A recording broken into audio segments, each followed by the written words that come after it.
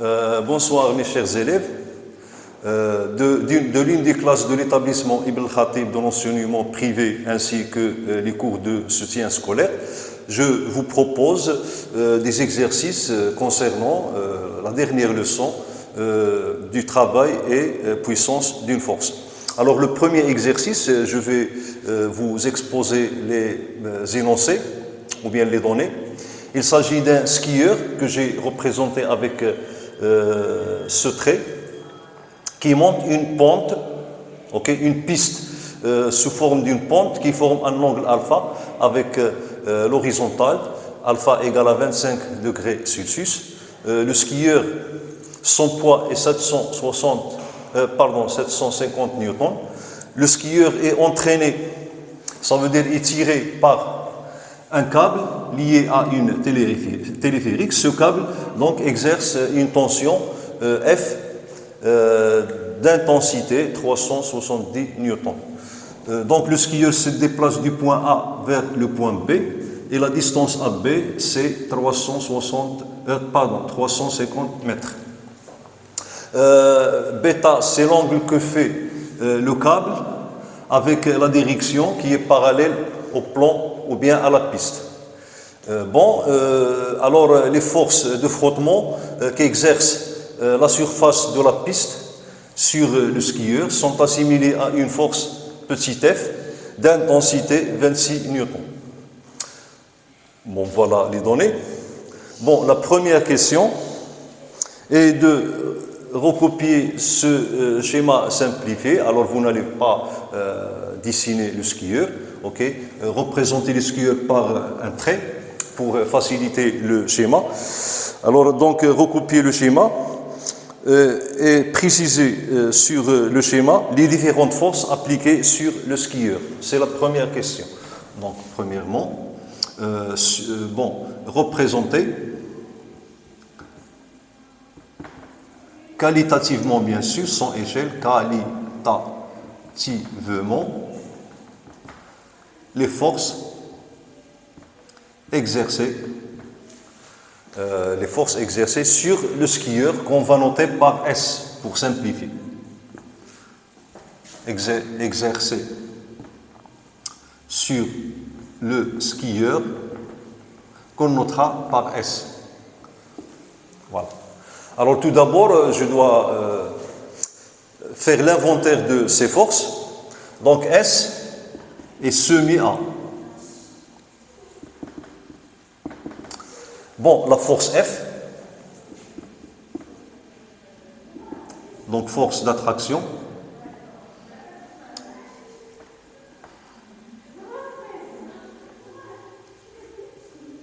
donc exercée par le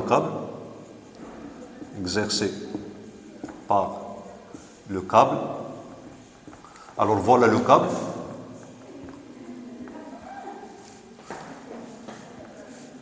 Donc puis, la deuxième force c'est son poids, P. Son poids.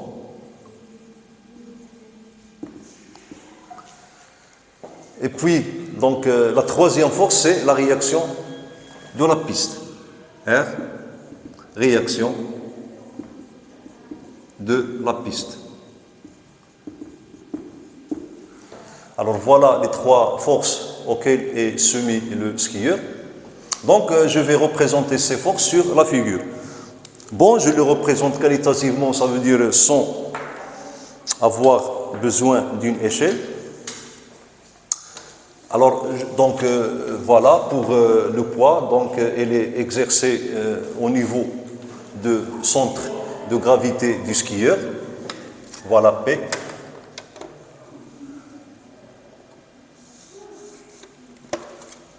Le poids P.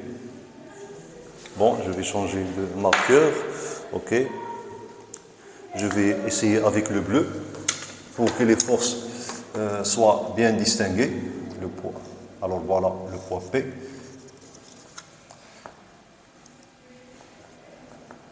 Et la réaction du plan. Alors puisque la réaction du plan s'effectue avec les frottements, et on sait bien que les frottements s'opposent au mouvement, donc puisque le skieur monte vers le haut, donc R, elle est inclinée vers le bas.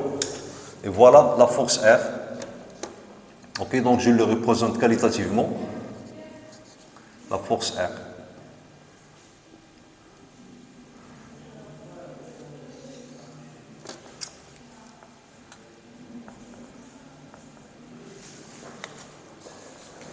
C'est la première question. La deuxième question est de calculer le travail de chaque force lors du déplacement du skieur de la position A vers la position B. Donc, deuxièmement, calcul ou bien calculer les travaux ou bien le travail de chaque force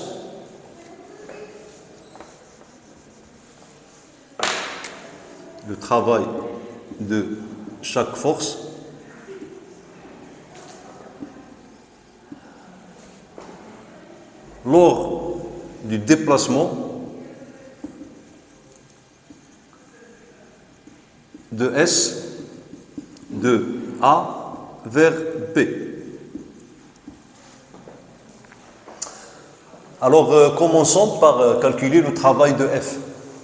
Alors, voilà, on est dans la situation où toutes les forces sont constantes, ok?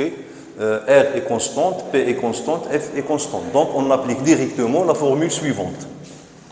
Donc, commençons par le travail de la force F. Donc, le travail de la force F, c'est le produit scalaire de la force F fois le vecteur déplacement AB.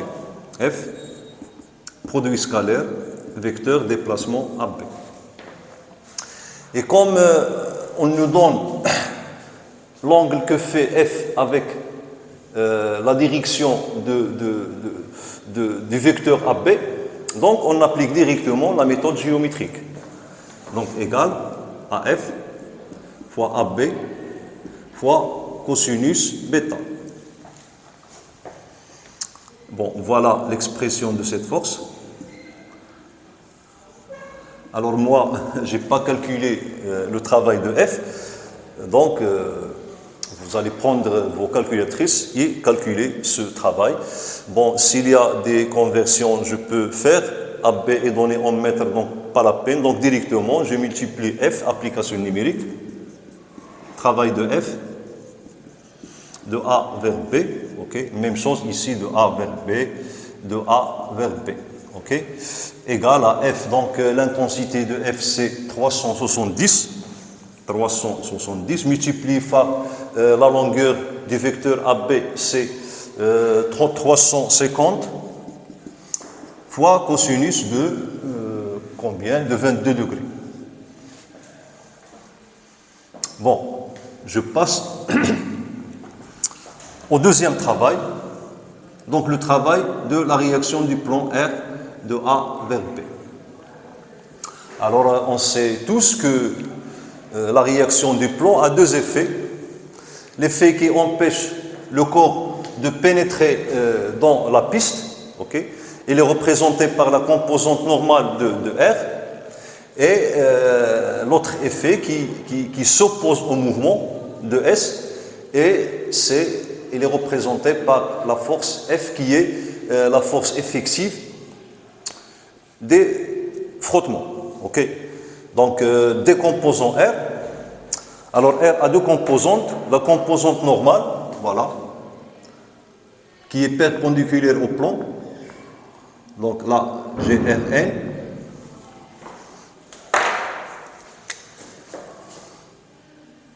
Voilà. Rn. Et la composante tangentielle, Rt, qui n'est autre que la force petit f. Voilà. Donc là, j'ai petit f qui s'oppose au mouvement.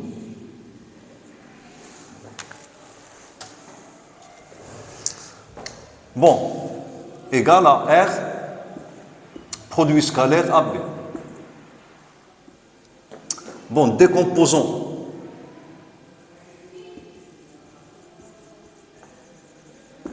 R. Alors R, égale à la composante normale que j'avais dit, qu'il s'oppose à la pénétration de solide ou bien du skieur dans la piste. Alors, donc R égale à Rn plus petit f, donc c'est la force de frottement. Ok, donc je remplace ici. Alors, travail de R égale à R. Bon, je commence par petit f, f fois le vecteur déplacement AB plus Rn fois le vecteur déplacement AB. Okay. Alors là, j'applique la méthode géométrique, donc égal à F fois le vecteur AB, alors fois l'angle que fait F avec le vecteur AB. Donc on voit que le vecteur AB, voilà le vecteur AB. Donc le sens de AB est opposé à celui de F. Ça veut dire que l'angle entre le vecteur AB et F, c'est pi. Donc fois cosinus pi. Plus, alors Rn fois le vecteur AB fois cosinus, ok. Et vous voyez bien que la direction de Rn forme un angle de pi sur 2 avec le vecteur AB. Donc pi sur 2. Bon, je trouve finalement, alors cosinus de pi c'est moins 1, donc moins f fois le vecteur AB, plus, alors cosinus pi c'est 0, il me reste, ici c'est 0. Et c'est évident que ce travail sera nul, pourquoi? Parce que Rn est perpendiculaire à la trajectoire, donc ça veut dire que le vecteur, ou bien la force Rn ne travaille plus. Et là, je passe à l'application numérique. Voilà. Application numérique. Donc, bon, F, c'est 26 newtons. OK. Donc, le travail de R, qui n'est autre que le travail de F, de frottement, okay, qui est égal à, j'ai dit 26, fois AB, donc AB c'est 350, fois, bon, donc, fois moins 1, alors ici, j'aurai moins. Et bien sûr, le résultat est exprimé en joules. Voilà. Donc, pas la peine. Joules. Okay. Donc, vous effectuez cette opération avec calculatrice. Moi, je n'avais pas le temps de faire l'application numérique. Bon, le dernier travail, c'est le travail du poids P. Alors, travail de P, de A vers P. Alors, même si j'oublie A vers P, alors on a déjà signalé qu'on calcule ce travail entre la position A et la position B. Bon, alors là, donc on peut définir ou bien un axe vertical, ok, au Z, voilà.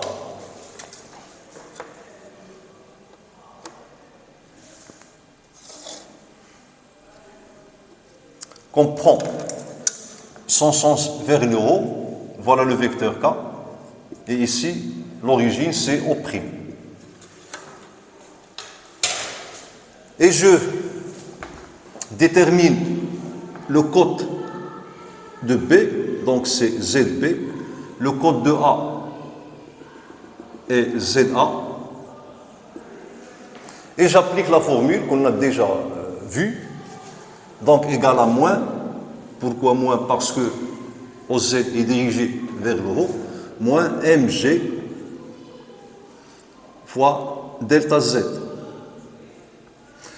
Alors cette formule, on peut la montrer facilement, mais vous n'êtes pas censé de la montrer parce qu'on l'a écrit dans le cours. Mais vous devez quand même savoir comment arriver à ce résultat en parlant du fait que, en procédant à la méthode analytique, donc P égale à moins mgk,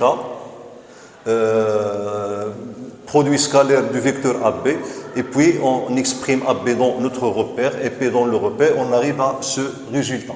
Okay. Donc égal à moins mg, delta z, alors delta z, donc point d'arrivée c'est zb, moins za.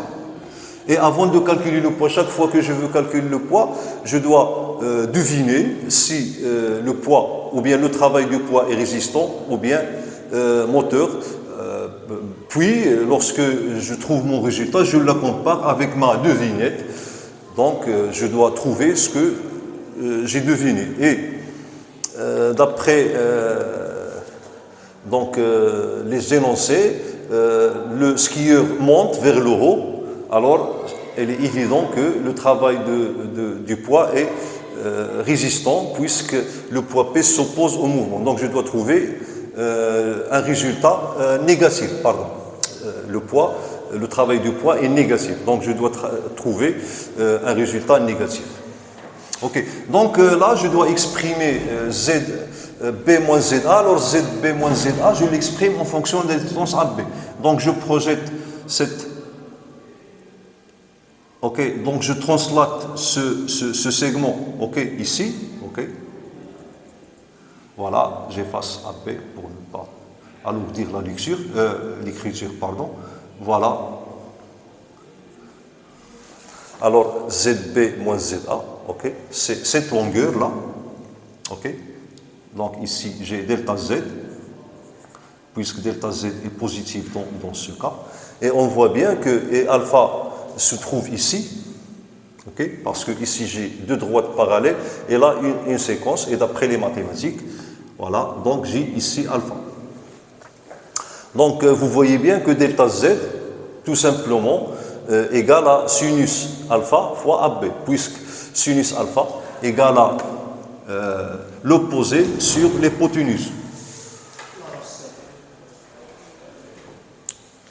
Donc ZB moins ZA, on a égale à égale à AB fois sinus alpha. Et je remplace et je trouve que donc le travail du poids P de A vers B égale à moins mg AB sinus alpha. Et voilà, on a trouvé le résultat négatif, donc le travail est résistant. Alors voilà pour cette première question. Voyons voir la deuxième question.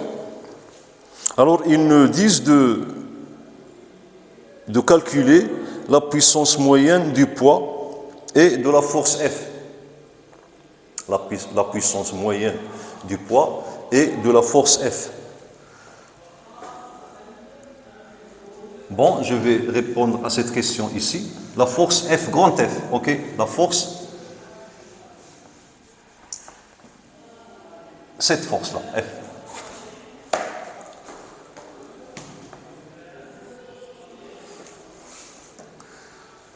Donc, deuxième ou bien troisième question. La puissance moyenne, que je vais noter P1, et la puissance moyenne, que je vais noter P2. Ok, on doit les calculer. Donc, P moyenne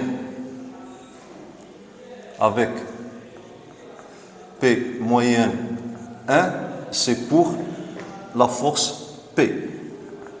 Et P moyenne 2, c'est la puissance de la force F, la puissance moyenne. Alors on applique la définition de la puissance moyenne. On a P moyenne 1, ça veut dire la puissance moyenne de la force P, égale au travail total de la force P de A vers B, divisé par AB. Pardon, divisé par delta T. Je m'excuse. Divisé par delta T. Et delta T, c'est le temps qu'a mis P pour effectuer ce travail. Ok, donc on doit déterminer delta T. Alors, pour déterminer delta T, on a déjà la vitesse de déplacement du skieur et on a déjà la distance parcourue. Ok, donc delta T avec delta T égale à la distance AB divisée par la vitesse V. Et puis je remplace ici et j'obtiens donc P moyenne 1 égale travail de P, donc divisé par delta T, ça veut dire divisé par AB, fois V. Voilà l'expression de la puissance moyenne du poids. Application numérique, ok. Donc P moyenne 1 égale, donc vous allez calculer cette puissance avec calculatrice. Déjà on a V, donc ici je dois convertir V en, parce que ici on me donne V en kilomètres par heure, donc je dois la convertir en mètres par seconde. Et je trouve le résultat exprimé en watts. Voilà. Alors pour convertir V, donc tout simplement je convertis 7,2 km qui me donne 7,2 fois 10 puissance 3 mètres divisé par 3600 parce que 1 heure vaut 3600 secondes. Alors voilà, donc V égale à 7,2 km. Je dois la multiplier par 10 puissance 3 parce que 1 km compte 1000 mètres divisé par 1 heure, donc en secondes, ça va me donner 3600 secondes, donc mètres seconde moins 1.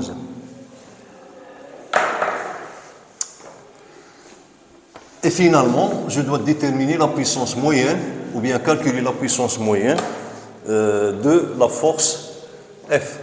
Alors, la puissance moyenne, donc P moyenne 2, égale au travail total effectué par la force F le long du parcours AB, donc A vers B, divisé par delta T. Et donc on a delta T, c'est la même qu'ici, ça veut dire la même durée de temps.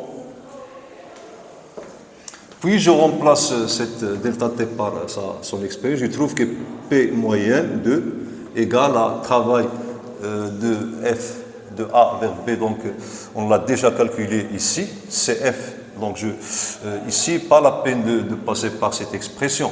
Déjà, on a l'application numérique, donc je la laisse comme elle est. Okay. Donc travail de F de A vers B fois donc la vitesse V divisé par AB. Et j'encadre mon résultat. Voilà. Et puis, application numérique, je calcule, ok, et je trouve P moyenne 2 égale en exprimé en watts. Alors, c'est tout pour cet exercice. Donc, en fait, c'est un exercice de synthèse, ok. C'est un exercice de synthèse. Bon, voyons voir maintenant un exercice du même livre qui est un exercice d'application. Voilà, donc je vais effacer.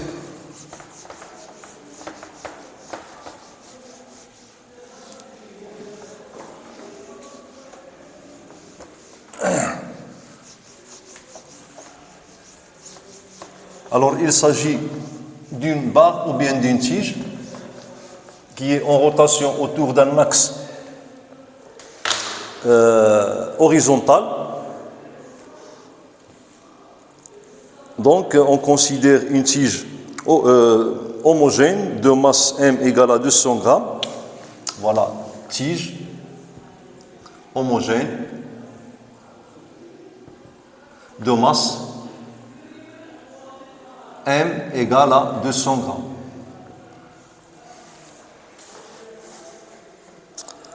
et de longueur L égale à 50 cm.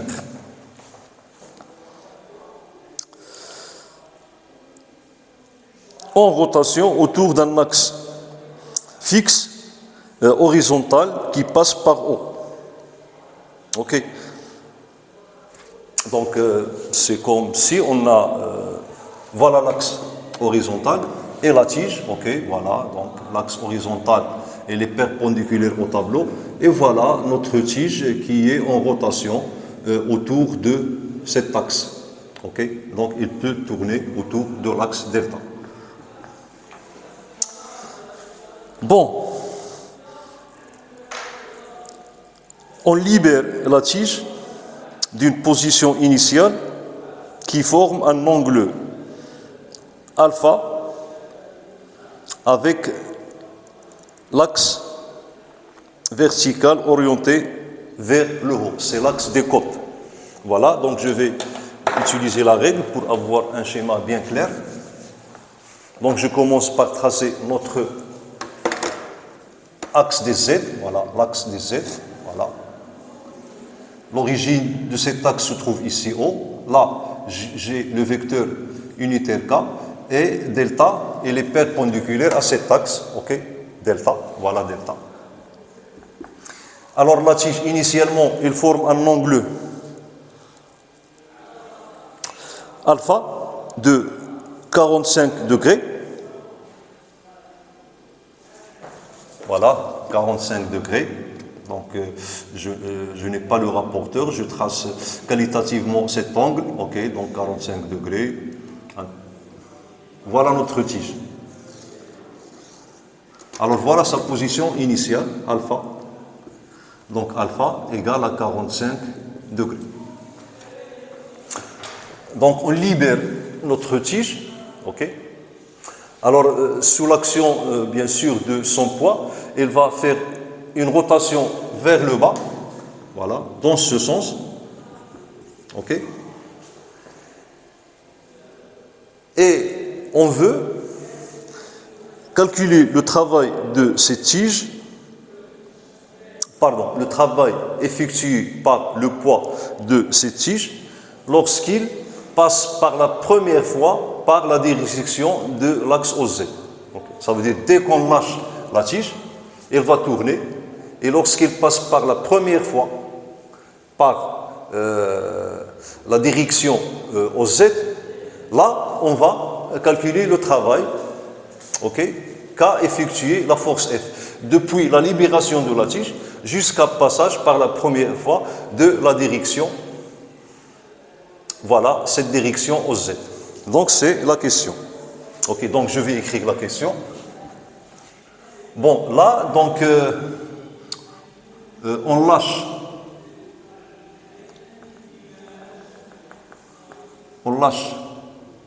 la tige de la position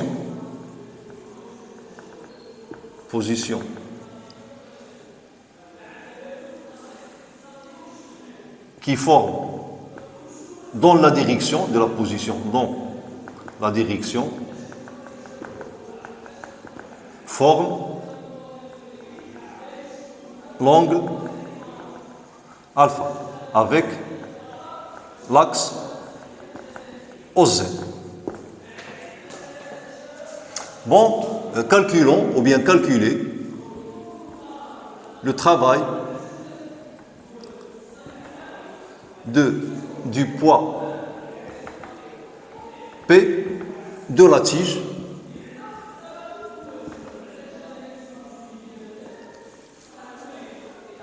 entre l'instant de sa libération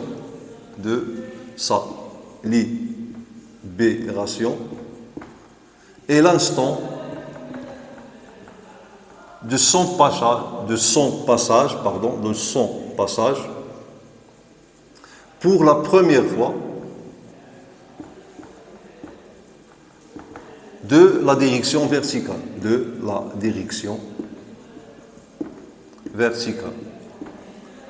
Voilà, donc au Z, axe vertical.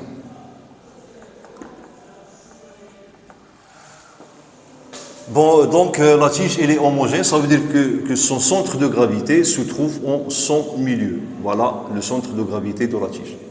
Alors, elle est homogène. Okay. Donc, essayez de répondre à cette question. Alors, cet exercice contient cette seule question. Bon, si vous avez besoin de G, on va prendre G est à peu près égal à 10 newtons kilogramme moins 1.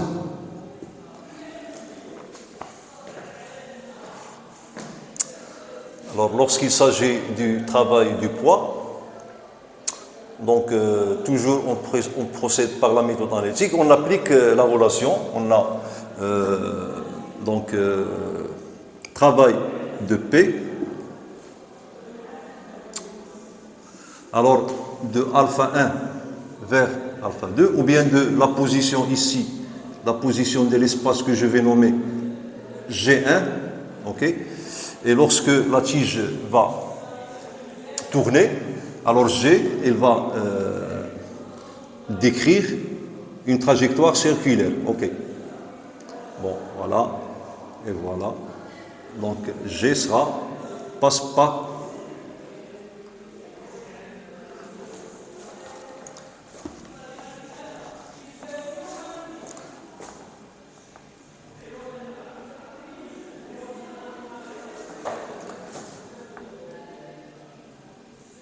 Alors je trace la trajectoire de G qui est un cercle de centre ce point-là, donc je n'ai pas arrivé à tracer ce cercle parfaitement.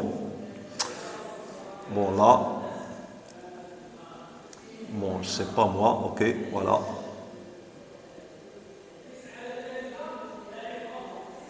Voilà la trajectoire, ok, à peu près, de G.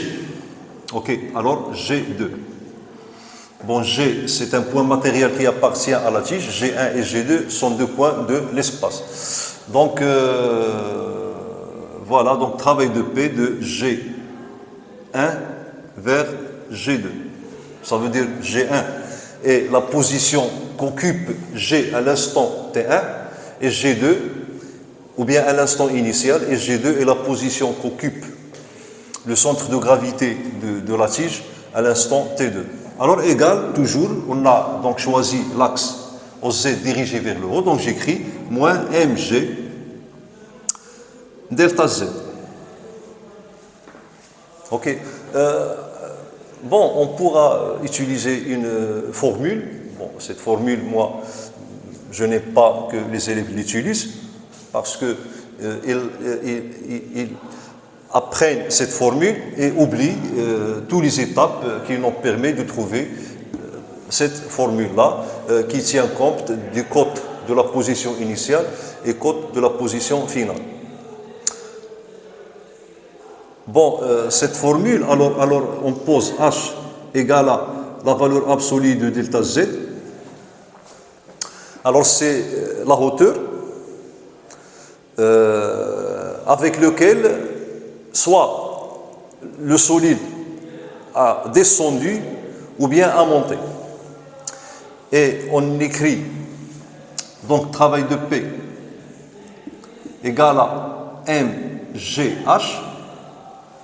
Et je me demande si le corps monte, alors j'écris ici plus. Si le corps descend, j'écris moins. Ok, H c'est delta Z. On utilise beaucoup d'élèves utilisent cette expression et beaucoup de profs proposent cette expression. Alors moi, j'aimerais utiliser celle-là. Mais pas grave si un élève utilise cette relation, je l'accepte moi.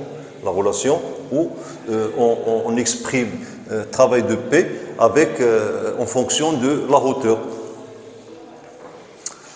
Donc, là, je dois exprimer delta Z. Ok. Alors, tout d'abord, voilà.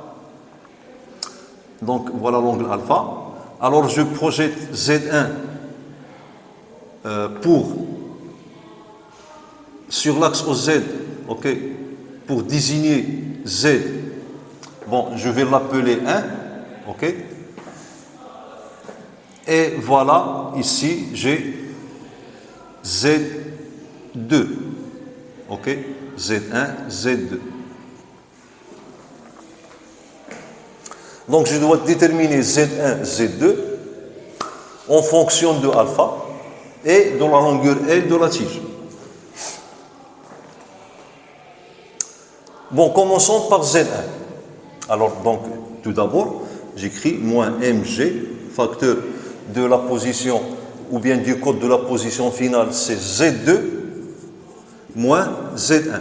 Donc, je commence par exprimer Z1 en fonction des données. Alors, vous voyez bien que Z1, ok, il est égal à... Bon, alors ici, j'ai l'angle, le triangle droit, ok. Alors ce côté, c'est l'adjacent, là l'hypoténuse. Donc j'utilise le cosinus. Alors Z1 égale à cosinus alpha fois OG. Et OG, puisque la tige elle est homogène, donc OG égale à L sur 2. Et finalement, Z1 égale à donc L sur 2, voilà, petit l, L sur 2, fois cosinus alpha.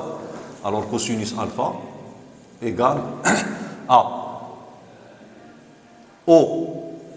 ce point-là que je vais nommer H, ok, qui est égal à Z1, ok, donc égal à Z1 divisé par OG1. Et OG1, c'est L sur 2. Du coup, Z1 égale à L sur 2 fois cosinus alpha. Alors maintenant, exprimons Z2. Z2. Alors Z2, d'après ma figure, elle est négative. Et je vois bien que Z2, donc, c'est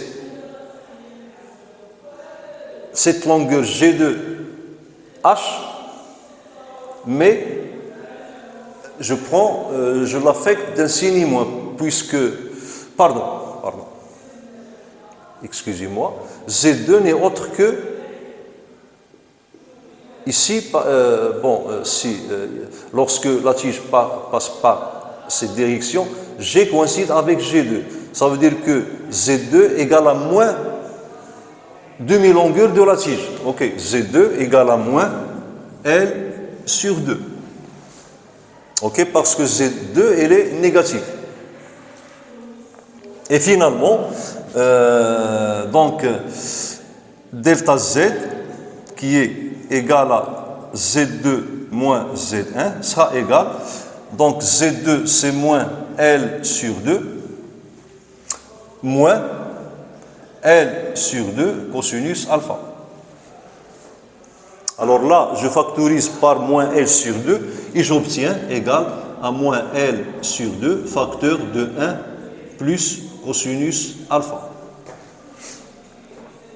Et je remplace dans mon expression, alors ainsi, travail de P de A vers B égale. Alors je vais descendre en bas pour avoir l'espace. Ainsi, travail de P égale de G1 bien sûr vers G2 égale à moins mg, ok, moins mg, fois moins L sur 2, ça va donner plus. Donc mg, L sur 2, facteur de 1 plus cosinus alpha. Facteur de 1 plus cosinus alpha. Et voilà le travail demandé. Donc, application numérique.